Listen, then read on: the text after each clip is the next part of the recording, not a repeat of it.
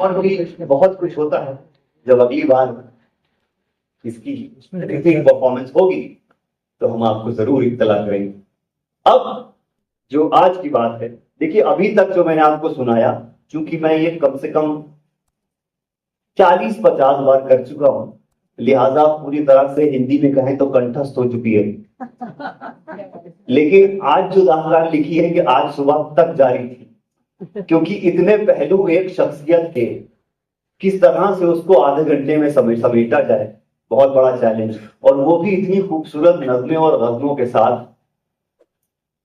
तो ये देखिए, इससे मैं आपको पढ़ के सुनाऊंगा और जहां तक हो सकेगा मैं आपसे आंखें मिलाने की कोशिश करूंगा, क्योंकि कम्युनिकेशन का सिंपल सीधा जरिया ये है कि वो जो विंडो टू सोल होती है, यानी हमारी आंखें, उनसे राब्ता कायम रखा जाए। तो हाजरीन, ये दास्तान ख्वाबों की दास्तान है और उन ख्वाबों को सच करने की जुस्तजू की दास्तान है, जद्दोजहद की दास्तान है। ये दास्तान उन ख्वाबों में कुछ ख्वाबों के सच होने की दास्तान है और कुछ ख्वाबों के तर्क हो जाने की दास्तान है। कुछ इस तरह कि जब दिल मायूस हो जाए और पुकार उठे कि ऐसा हो जिंदगी में कोई ख्वाब ही ना हो, अंधियारी रात में कोई महताब ही ना हो। ये दास्तान शहर बेंगलोर की एक अजीम शख्सियत की दास्तान है कि जो शायर भी था, फनकार भी, अदीब भी था, अदाकार भी, इवेंट मैनेजर भी था और थानेदारों का थानेदार भी, जिसकी शख्सियत और फन उन सब के, दोनों के अनगिनत पहलू हैं और अनगिनत जज्बात से लबरेज। सन 70 के आसपास की एक गर्मी की दोपहर थी कि जब एक 10-11 साल का बच्चा अपनी दादी की गोद में लेटा खुले आसमान को तक रहा था। आसमान साफ था, छुटपुट बादल नीले आसमान में बिखरे हुए थे, जैसे दुनिया बनाने वाले ने कैनवस पर कुछ सफेद ब्रश चला दिए। इस बच्चे के लिए दादी ही सब कुछ थी। तकरीबन 4 साल की उम्र में मां के गुजर जाने के बाद दादी ने ही इस बच्चे की मां के किरदार को अदा किया और इस खूबसूरती से अदा किया कि ये बच्चा दादी के बिना एक पल रहना भी गवारा न करता था। वो दोपहर भी एक ऐसी ही दोपहर थी कि जब स्कूल से आने के बाद वो दादी की गोद में आराम कर रहा था, आसमान तक रहा था और आसमान में कुछ पेड़ के साए थे, कुछ पंछी थे और उन पंछियों को देखकर मासूम से सवाल अपनी दादी से कर रहा था। पंछियों से जैसे उसे बचपन से लगाव था, उन्हें निहारता रहता, उनकी उड़ानों को देखता रहता और जो सवाल आते अपने आसपास के लोगों, खासकर दादी से पूछता, दादी ये मैना इस तरह क्यों बोलती है, तोता इस तरह क्यों बोलता है, इनके रंग इतने अलग अलग क्यों हैं, मोर जंगल में ही क्यों नाचता है, वगैरह वगैरह।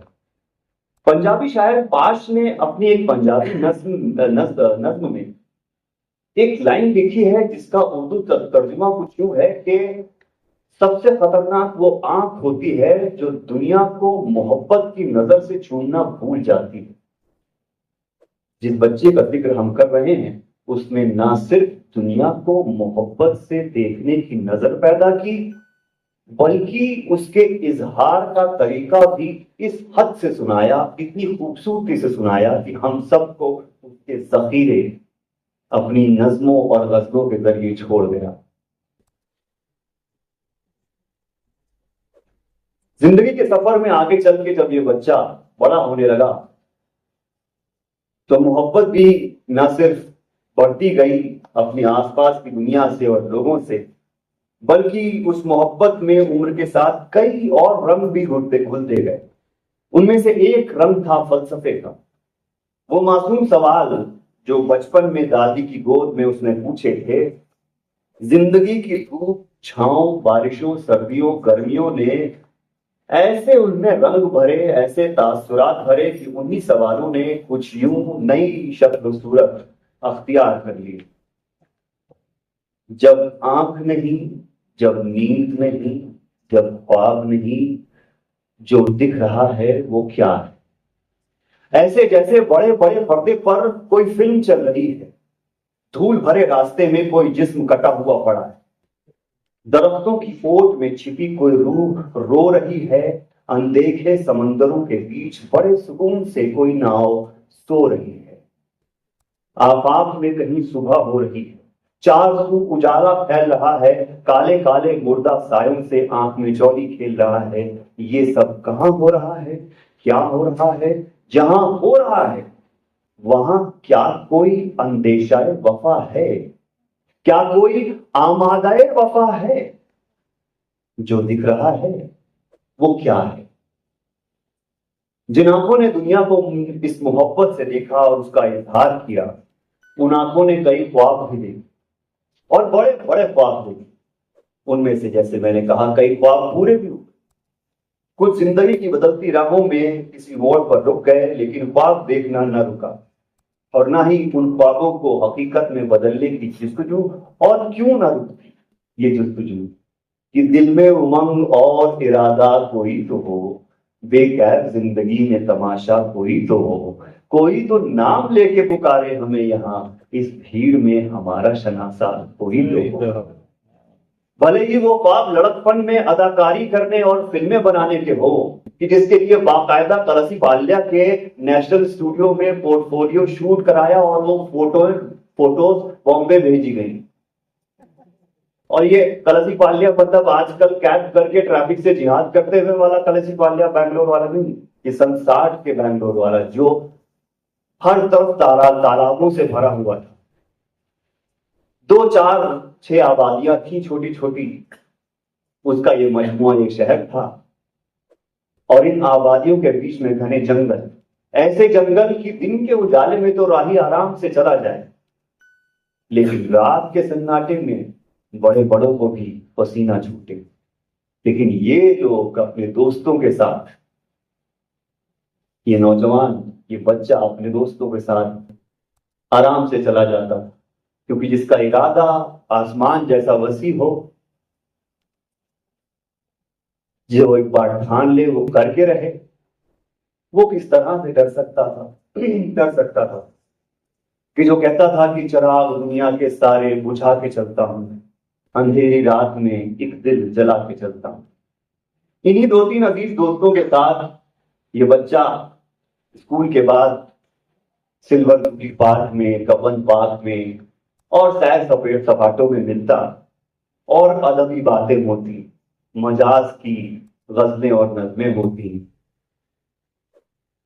बचपन और नौजवानी के राज नियाज होते, हंसी ठिठोलियां होती। और इन सब के बीच, दुनिया जहान की बातों के बीच, कभी हरे पेड़ों के झुरमुट के दरमियान संगी साथियों के साथ बैठा ये नौजवान कहता, अरे यार सुनो, एक नई गजल नई नज्म उतरी है, अता हुई है, बताना कैसी है? बेहतरीन नज्म खामोशी है, आवाजों के शोर में, लफ्जों के बेजा तकरार में, ख्याल व फिक्र के इसरार में, इंसानी जज्बों के इसरार में बेहतरीन नज्म खामोशी है।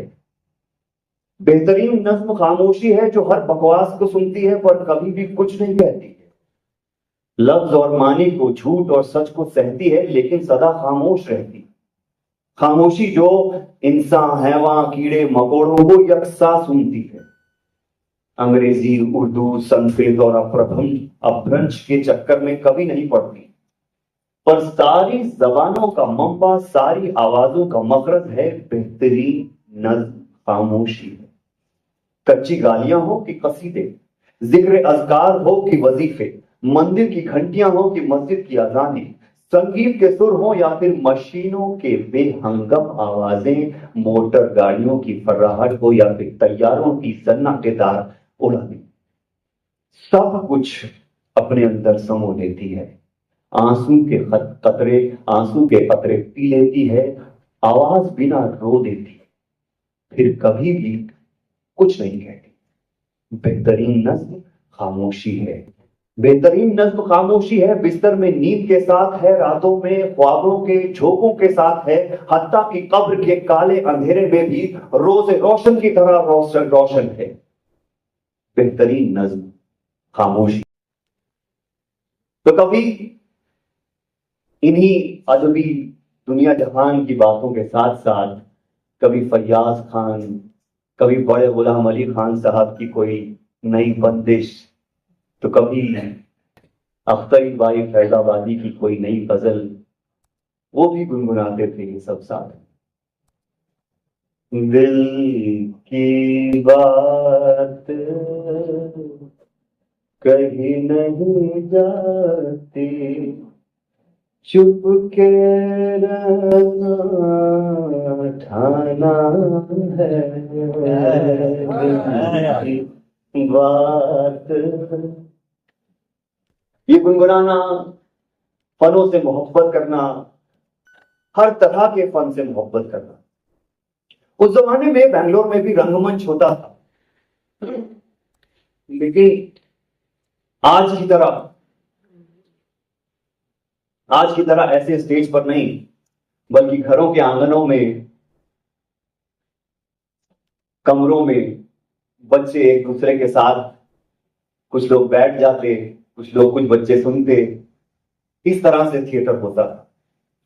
और ये जो बच्चा इसकी बात कर रहे हैं, ये भी इसमें बड़े जोशो खरोश और गर्मजोशी के साथ, इसमें पूरे जज्बे के साथ इसमें अदाकारी करता। और अक्सर ऐसा भी होता था कि चूंकि आमतौर पर उस वक्त लड़कियां रंगमंच थिएटर वगैरह नहीं करती थी, तो ये गोरा चिट्टा नर्म नाजुक बच्चा या नौजवान कह लें, इसे अदाकार से अदाकारा भी बनाया जाता था। और ये बनता भी था, और वो किरदार भी उतने ही गर्मजोशी, उतने ही जज्बे के साथ अदा करता था। बाकायदा लिपस्टिक, मेकअप, बाल, इन सब के साथ। और ये जो खुलूस और ये सच्चाई और ये जो जज्बा था, ये दिखता था, देखने वालों को दिखता था, और उनकी शख्सियत को और पुरकशिश बनाता था। इन नौजवान साहिबे जमाल की नजरें जब किसी दोशीज़ाए बाजमाल से टकराती थी, तो ज्यादातर राजो नियाज़े चश्म जो होते हैं, वो दो तरफा होते थे कि जमाल को भी जमाल ही चाहिए होता है। शायद अपना पता भी मिल जाए, झांकता हूं तेरी निगाहों में, हजारों चांद सितारे चमक गए होते, कभी नजर जो तेरी माइले करम होती। लेकिन जिंदगी ने आगे चलकर एक नया मोड़ लिया। जाती जिंदगी में हालात कुछ यूं बने कि अजीज और अकरबा और महबूब शहर को छोड़कर दादी के पास दिल्ली मुंतकिल होना पड़ा। मैं सोचता हूं कि वो सफर कैसा रहा होगा, जज्बात की लहरों की कैसी उथल पुथल अंदर मची होगी, वो रास्ता कैसे कटा होगा। शायद ये नज्म उस जैसे किसी सफर के लिए लिखी होगी। वहशत का रास्ता तुम्हारी तरह नहीं होता, जो घर से निकलकर सीधे मंजिल पर पहुंच जाता है। इसमें कोई मोड़ भी नहीं, संगे मील भी नहीं, ये तो बस अपने घर से निकलकर अपने घर ही तक पहुंचता है। हम पत्थर अपने हाथ में लिए खड़े हैं, जो अपने ही सर को ताक रहा है। इसमें कोई मंजिल ही नहीं, कोई साहिल भी नहीं, इस पर चलना तो कहीं जंगल में खो जाने के बराबर है। इस रास्ते का मकसद खो जाना है, और किसी को या अपने आप को याद नहीं आना है। मुझे इस रास्ते पर अकेला चलने दो, मैं कहीं नहीं जाऊंगा और ना आऊंगा और ना कहीं रुकूंगा। मुझे किसी मफहूम, किसी लफ्ज और हर्फ की दुम पकड़कर मुहज्जब नहीं बनना है, ना ही मैं अपनी जात का इजहार करना चाहता हूं। मुझे किसी जुबान की जरूरत नहीं। जहां मैं रहता हूं वहां अशिया और इंसानों का वजूद नहीं, ना ही ख्यालों और ख्वाबों का।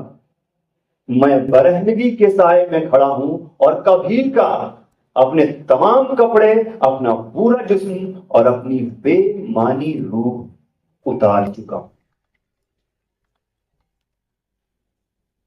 कहते हैं कि इंसान की जिंदगी में जब ऐसे मोड़ आते हैं तो उस नए मोड़ से एक तजब्जुब, एक डिस्ट्रप्शन, एक बेचैनी पैदा होती है कि जिसमें कई तासुरात होते हैं, डर, गुस्सा, दुख, जोश, ये सब महसूस होते हैं और ये सब कुदरती हैं, लेकिन वक्ती हैं। जिंदगी और वक्त के बड़े कैनवस के जाविये से देखें तो असल में ये मोड़, ये राहें इंसान की शख्सियत को एक नई शक्ल देती हैं, जैसे कोई कुम्हार अपने सधे हुए हाथों से गीली मिट्टी को हस्बे जरूरत और हस्बे मकाम एक दबाव डाल के उस गीली मिट्टी को कूजा बना देता है और उस कूजे में गहराई होती है कि जिसमें जब आए तो किसी की प्यास बुझती है और उसमें मैं आ जाए तो खुमार चढ़ता है। दिल्ली दूर थी, दिल्ली दूर थी, लेकिन दिल्ली ने उस शख्सियत को निखारने के सफर में एक बड़ा किरदार अदा किया कि जिसे आलम उर्दू ने खलील महमूद के नाम से जाना, उसे एजाज और इनामात और बेपनाह मोहब्बतों से नवाजा। दिल्ली में उन्होंने ऑल इंडिया रेडियो की नौकरी करी और उस कॉपीज की नौकरी के चलते एक अदबी हल्का मिला, तखय्युलात को नई उड़ानें मिली और उन उड़ानों को उड़ने के लिए नए पंख मिले। शेख सादी का शायद एक फारसी का शेर है कि पुनत हम जिन्स बाजिन्स परवाज, कबूतर बा कबूतर बाज बा बाज। अल्लामा इकबाल का भी एक और शेर है, दिल से जो बात निकलती है असर रखती है, पर नहीं ताकते परवाज मगर रखती। तखय्युलात की नई उड़ान मिली, उनको उड़ने के लिए नए पंख मिले और दिल्ली के वो दिल्ली जो गालिब की दिल्ली है, मीर की दिल्ली है, दाग की दिल्ली है, वहां एक से एक अदबी शख्सियात से मुलाकात होने लगी और दोस्तों से राब्ता कायम रहा। आए दिन अजीज दोस्तों से, जिनका नाम भी एक दोस्त में अजीज है, उनको खत लिखते कि अरे यार आज मुलाकात हुई फना साहब से, बड़ा मजा आया। अरे आज राजेंद्र सिंह बेदी साहब से मुलाकात हुई, आधा घंटा बात हुई, मजा आ गया। और इस दिल्ली का रंग उन पर कुछ ऐसा चढ़ा कि ज्यादातर अब तक नसरी और आजाद नज़में लिखने वाले खलील महमूद अब उसके साथ साथ गजल भी लिखने लगे थे और ऐसी तराशी हुई गजल की बड़े बड़े अदबी शायर, बड़े बड़े बुजुर्ग शायर कि उसको अश अश करते और उनकी हौसला अफजाई करते और बेपनाह मोहब्बत देते। अदब, दोस्ती और जिंदगी के इस सफर में कुछ साल और बीते और दादी के इसरार पे, बल्कि बढ़ते हुए इसरार पे, उन्होंने आखिर में अपने जिंदगी के सफर में एक हम सफर चुनने के बाद पे रजामंदी की। बेंगलोर में सादगी के साथ शादी हुई और कुछ दिन रुकने के बाद मैं उस हम सफर वापस दिल्ली गए, लेकिन इस बार दिल्ली उनको इतना रास ना आया और वो वापस आए। सालार में महमूद अयाज साहब के सदारत में उन्होंने एक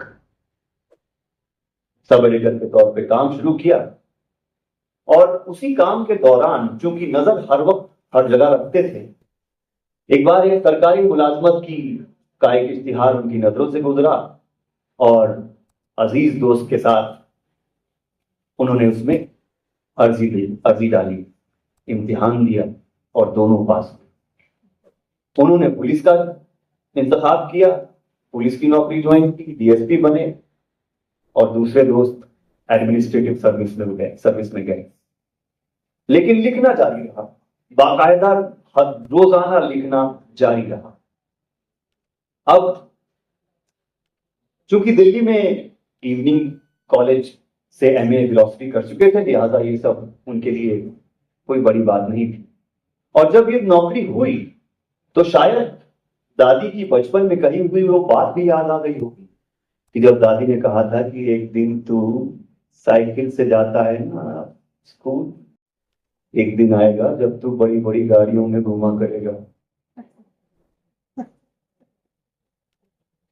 डीएसपी खलील मामून साहब सफेद अम्बेसडर की सवारी करने लगे, लेकिन लिखना जारी रहा।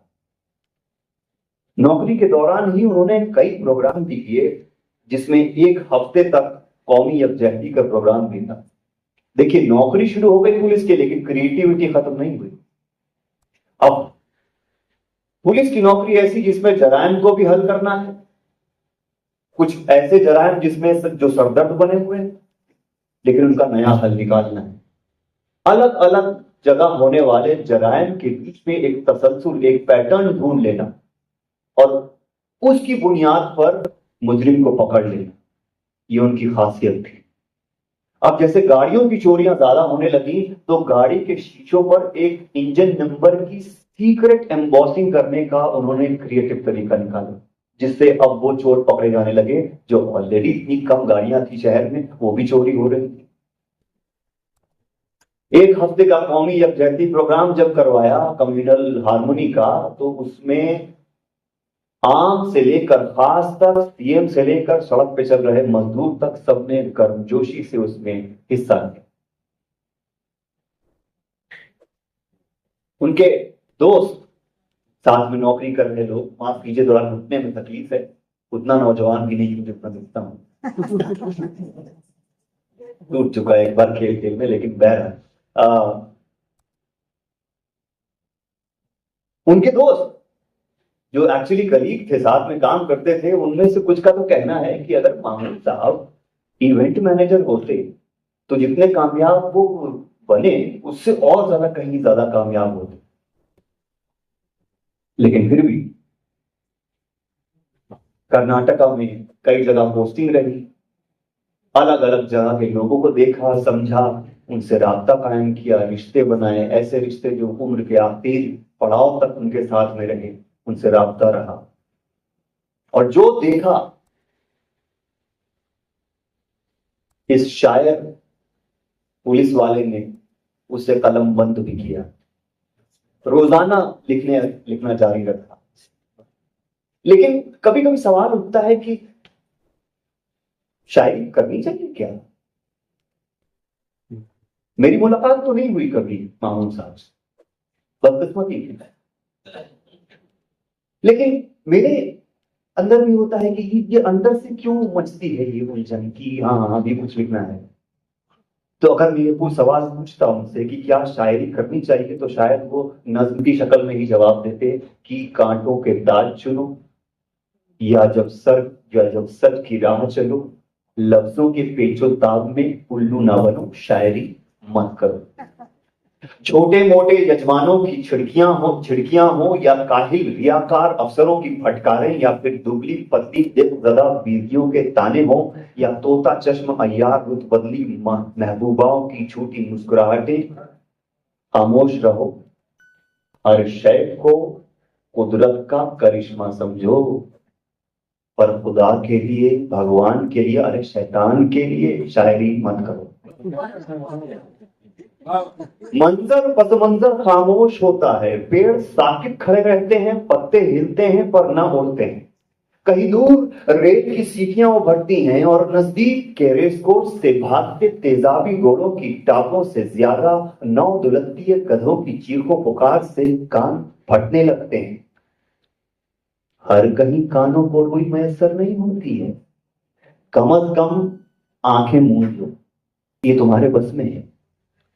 कम अज कम आंखें मूंद लो, ये तुम्हारे बस में है। अंधियारे में आवाजें जाहिर हो जाएंगी, जहन के काले पर्दे पर कोई तस्वीर नहीं उभरेगी, कानों में कोई आवाज नहीं आएगी, गूंगे बहरे अंधे हो जाओ, शायरी मत करो। और अंधियारे में दूर तलक देखते जाओ, देर तलक, बेसुबह शाम बेजिस्मो जान, आकाश आसमान देखते जाओ, शायद इसी लम्हे या कल परसों या सदियां गुजर जाने के बाद जमीन उड़ जाने, आसमान बिखर जाने के बाद, हर शय के मर जाने के बाद धूप सिमट जाएगी, धुंध मिटेगी, धुंध मिटेगी, अंधियारों में चारों जानिब आईना उभरेगा, कानों में नुकरई घंटियों के मध्यम नगमों की शराबों का नशा गूंजेगा, चारों संग सुनहरी सफेद मोती या चमकता चेहरा उभरेगा, चारों जानिब सरसुगंध की मालाएं लहराएंगी, नित नवेली सदा की दोशीजा शायरी की पालकी पर सवार आएगी, मुझको दूर विदेश ले जाएगी। लेकिन रोज शायरी करने वाले इस पुलिस ऑफिसर का रौब उतना ही था जैसा एक पुलिस ऑफिसर का होता है। किसी काहिलियत की बिना पर किसी ऑफिस वाले को की गलती के बिना पर अगर उनको गैर आ जाए तो ऐसी छिड़की लगाते थे कि सामने वाला साकित हो जाए, थर-थर करने लगे। लेकिन सिर्फ काम के मुताबिक पर्सनल अटैक भी, और पल में फिर ठंडा भी हो जाए। और ये बात सिर्फ काम के सिलसिले में नहीं थी, घर में भी कुछ ऐसा ही मिजाज था। बच्चों से बेपनाह मोहब्बत थी, लेकिन उनकी गलतियों कभी, या फिर कभी कह लें कि काम की उलझनों में फंस के अगर कोई बच्चे कोई बेजा जिद करते हैं, बच्चे ही जो हैं, तो उनको भी जोर की आवाज में डांट देना, ऐसा कि पूरे घर में सन्नाटा हो जाए। लेकिन ज्यादती का एहसास होने के साथ ही डांट के जख्म पे प्यार पुचकार का मरहम फौरन लगा देना। माहिरान नफ्सियात यानी साइकोलॉजिस्ट ये कहते हैं कि वो मर्द जिन्हें बचपन में महरूमी हाथ लगी मोहब्बतों की, खासकर माँ बाप की मोहब्बतों की, वो अक्सर, चूंकि माँ बाप की मोहब्बतें बच्चे का दिफा होती हैं, जब वो दिफा नहीं होता तो बच्चा दीवारें अपने आप खड़ी कर लेता है अपने आसपास, और जब वो बड़ा होता जाता है तो वो दीवारें आसपास वालों को, जानने वालों को, अजीजों को सख्ती और गुस्सा लगती है। लेकिन अंदर बच्चा मौजूद होता है और वो बच्चा रोज शायरी करता है।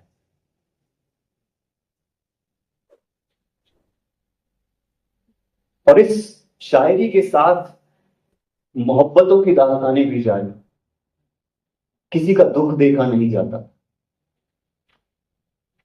किसी को जरूरत दवाओं की है, माली जरूरत है, खामोशी से बिना बताए कि जिस तरह की ताईद दीन में है कि एक हाथ से मदद करो तो दूसरे हाथ को पता ना चले, उस तरह से कर दिया करते थे। एक शख्स अहमदाबाद में था जिससे कि काफी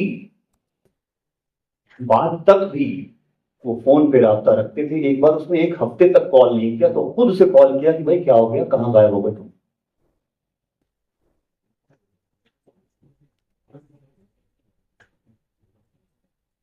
बाद में हालांकि लिखना हर दिन जारी था, लेकिन आगे आके एक उम्र पार करने के बाद इतना सब कुछ जखीरा अदब का हमें देने के बाद ये भी लिखा,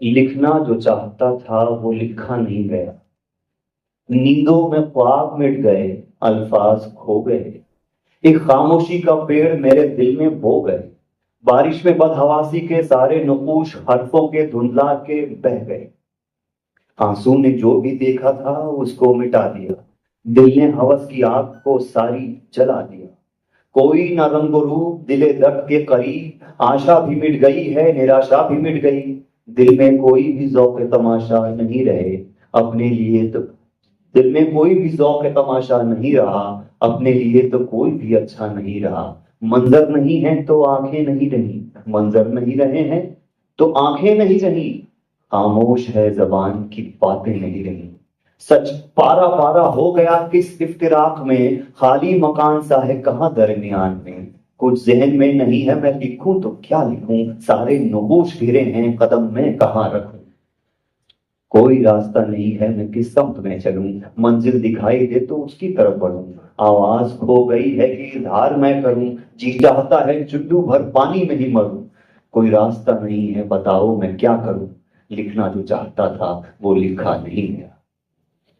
खलील साहब की मकबूलियत बतौर पुलिस अफसर तो थी ही, लेकिन बतौर अदीब भी इतनी ज्यादा बढ़ चुकी थी, इतनी ज्यादा बुलंद हो चुकी थी कि रिटायरमेंट के अगले ही दिन उन्हें जिम्मेदारी सौंपी गई कर्नाटका उर्दू अकेडमी के चेयरमैन के बतौर। और वहां भी उस इश्क के वादे भी पूरे किए जो इश्क उन्होंने उर्दू से किया था।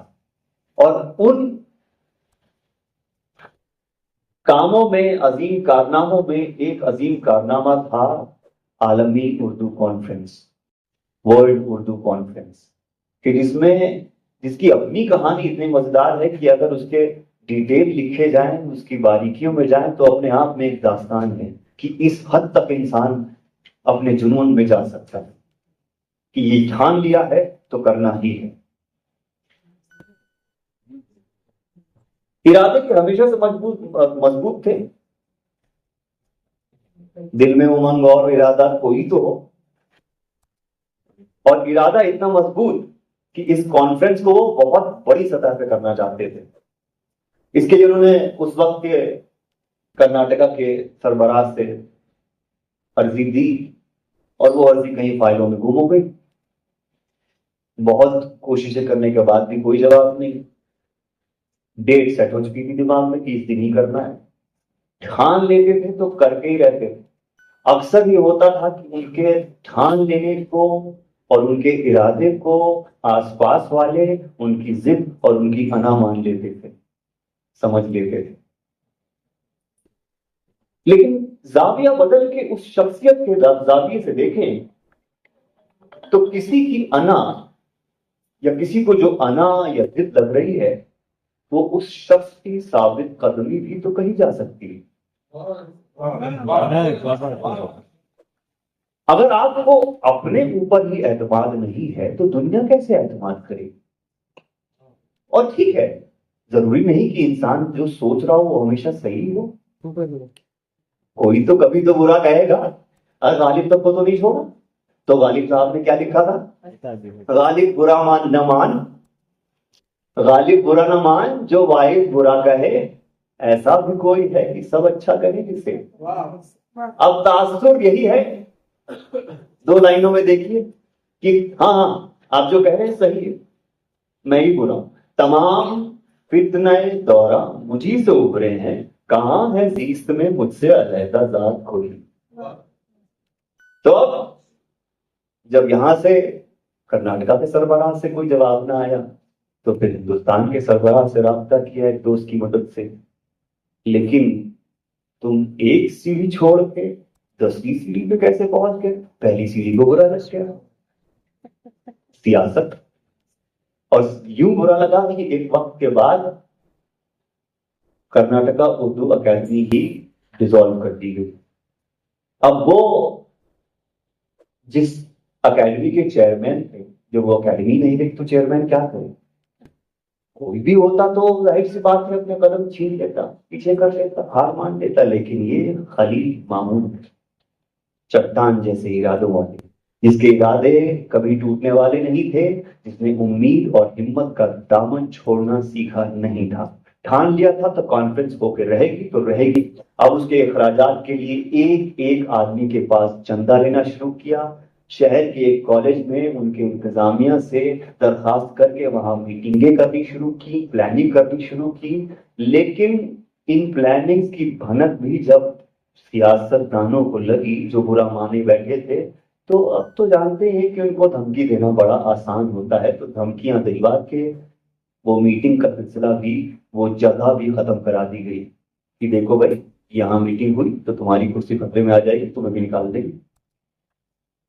मुश्किल थी लेकिन फिर उसका हल निकाला गया और कई दिनों रातों की मेहनतों के बाद रास्ते तलाश किए गए। और क्यों? क्योंकि अलम में अलम में सर मेरा कोई उठाएगा क्यों कर, मैं ख्वाने अज़्म में सर को सजा के चलता हूं। दिन और रात की मेहनत सब करके आखिरकार कामयाबी हाथ आई कि चमन से निकले हैं एक फूल तोड़कर हम भी, लहू लुहान से हाथों में है गुलाब फूल। आलमी उर्दू कॉन्फ्रेंस के इस गुलाब की खुशबू और उसके चर्चे आज भी होते हैं कि करो तो इस सतह का करो वरना मत करो, और वो भी बिना किसी ताउन के। हिंदुस्तान, पाकिस्तान, कनाडा, अमेरिका और दुनिया के दीगर ममालिक से उर्दू अदब के, आलमी उर्दू के बड़ी बड़ी शख्सियात उस कॉन्फ्रेंस का हिस्सा बनी कि कितने बरसों के खुलूस और मोहब्बत और इश्क के उर्दू की बुनियाद पर बनाए गए ताल्लुकात का ये एक बड़ा हासिल था। अब देखिए, हमारे जैसे कायलों के लिए ये बात बाइस इबरत है कि जिससे इश्क है वो दिल से करो और रोज करो। उर्दू से इश्क है तो ये नमाज से इश्क है, उर्दू रोज पढ़ो, पंज वक्ता पढ़ो, एक नज्म पढ़ लो, कोई गजल, कोई मसनवी, कोई मरसिया, रोज पढ़ो और रोज लिखो और उसे बेहतर करने के ख्वाब देखते रहो। क्यों? क्योंकि शबे सियाह से निकलेगा माहताब कोई, उफुक में देखते रहिएगा रोज ख्वाब कोई। और ख्वाब सच करने की जुस्तजू करो तो मंजिल क्या हो? मंजिल कुछ यूं हो कि मुझे पहुंचना है बस अपने आप की हद तक, मैं अपनी जात को मंजिल बना के चलता हूं। बीता 21 जून अहलो अयाल, चाहने वालों, दोस्तों, अहबाब सबके लिए मुसीबत की घड़ी था कि जब ये शख्स हम सब से जुदा हो गया, कि जिसने कहा कि ज्यादा कुछ नहीं, मर जाएंगे किसी दिन हम, ज्यादा कुछ नहीं, मर जाएंगे किसी दिन हम, हर एक शय से मुकर जाएंगे किसी दिन हम, हर एक जगह भटकते फिरेंगे सारी उम्र, बिलाखिर अपने ही घर जाएंगे किसी दिन हम।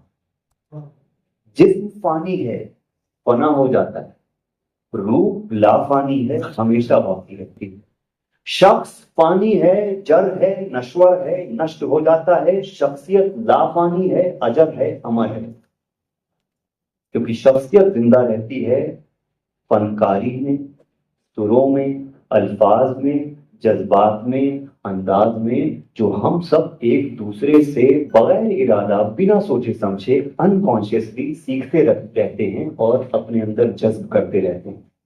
और जब शख्स खलील मामून जैसा रूहानी हो तो उनके फनून, उनके अल्फाज, उनके जज्बात और उनका अंदाज उन सब लोगों में जिंदा है और हमेशा रहेगा, क्योंकि गैर इरादी तौर पर उनकी शख्सियत के वो हिस्से जो हम अपने अंदर जज्ब कर चुके हैं उन्हें दूसरों तक जाने अनजाने पहुंचाते रहेंगे। जैसे बादलों से बूंदें गिरती हैं, नदियां बनती हैं, समंदरों से मिलती हैं, बादल बनते हैं, धरती पे आते हैं, किसी बीज को पेड़ बना देते हैं। अब देखिए, अदब में मैंने आपको बताया कि मेरा कोई मकाम नहीं है, मैं बातूनी किस्म का इंसान हूँ। शख्सियत मेरी बातूनी है कि मैं कहानियां सुनता सुनाता हूँ, सिखाता हूँ, दास्तानें लिखता हूँ।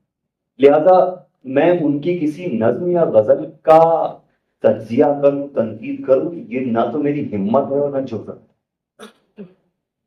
लेकिन एक सवाल आर्ट वर्ल्ड में अक्सर उठता है, फन और फनकार का रिश्ता। क्या स्टारी नाइट्स पेंटिंग देख के आप वैन गो के कुछ शख्सियत का अंदाजा लगा सकते हैं?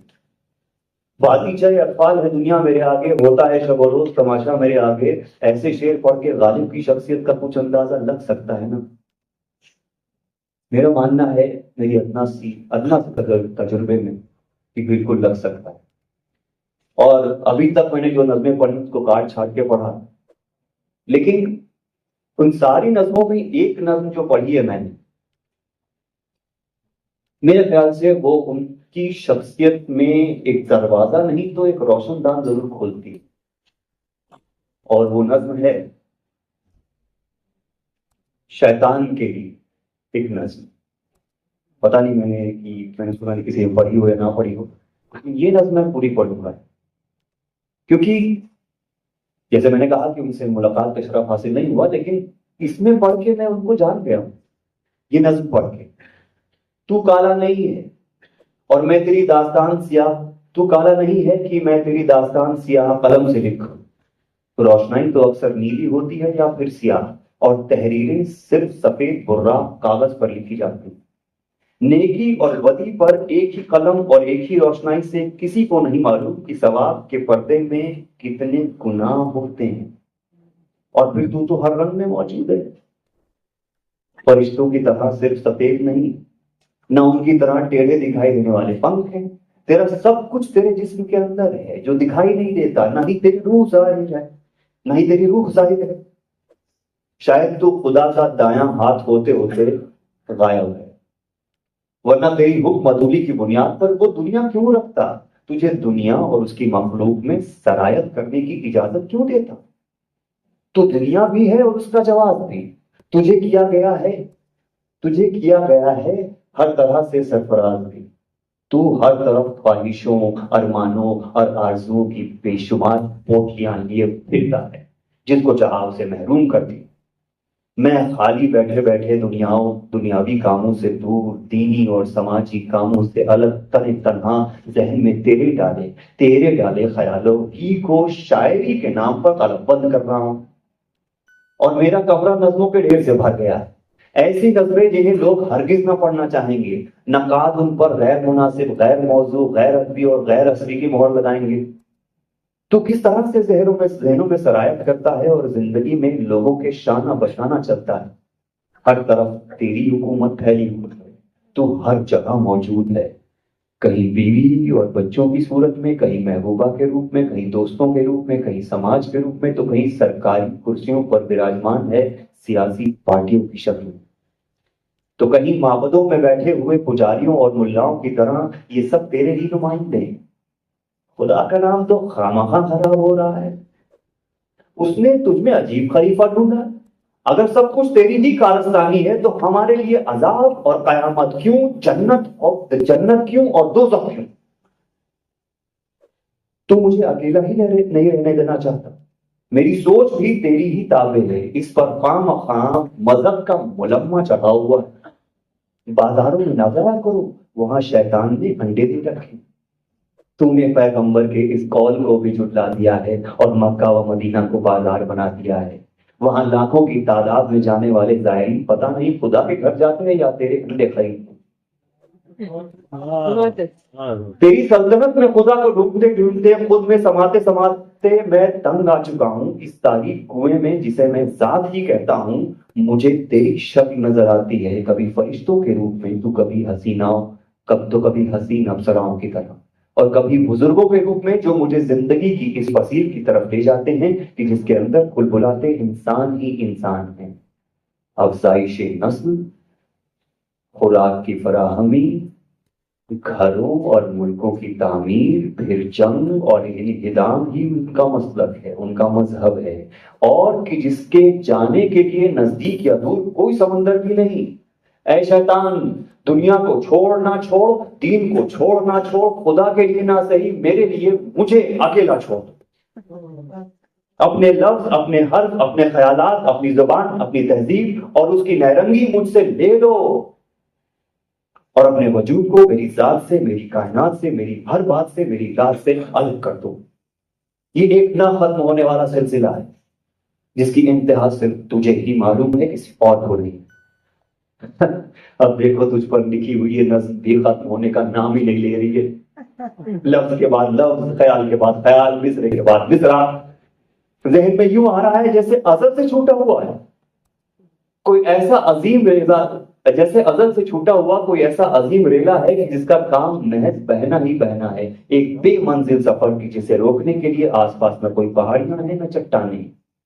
तेरी बनाई हुई तारीफ और जुग्राफिया के उस हिस्से से काट कर मुझे किसी दूर ऐसी वादी में फेंक दे जहां तेरा गुजर ना हो।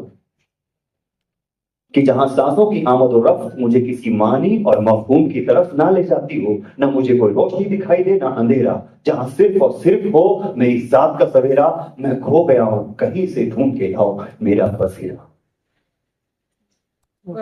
ये मेरे लिए खलील मोमेंट,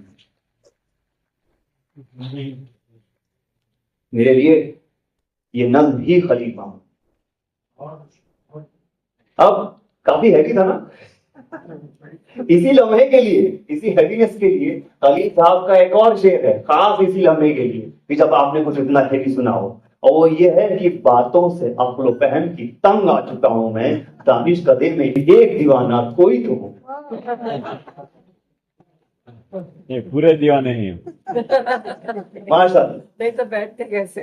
खलील मामून साहब चाहने वालों के दिलों में बाकी हैं और बाकी रहेंगे, और उनके किस्से कहानी हम सब की जुबानी जारी रहेंगी कि बकौल उन्हीं के मरकर दवाम पाऊं ये उम्मीद तो नहीं, मेरी कहानी बाद में कहता कोई तो हो। खलील साहब देख रहे हैं आप, आपके बाद आपकी कहानी सुनी जा रही है, सुनाई जा रही है, दिल में आपकी याद है, आप हैं, आपकी कायनात है, और शायद यही वजह है कि हमारे चेहरे पे 100 रंग की बहारें हैं कि जैसे कल्ब में जिंदा है कायनात। तो हाज़रीन, ये भी दास्तान जनाब खलील की। बहुत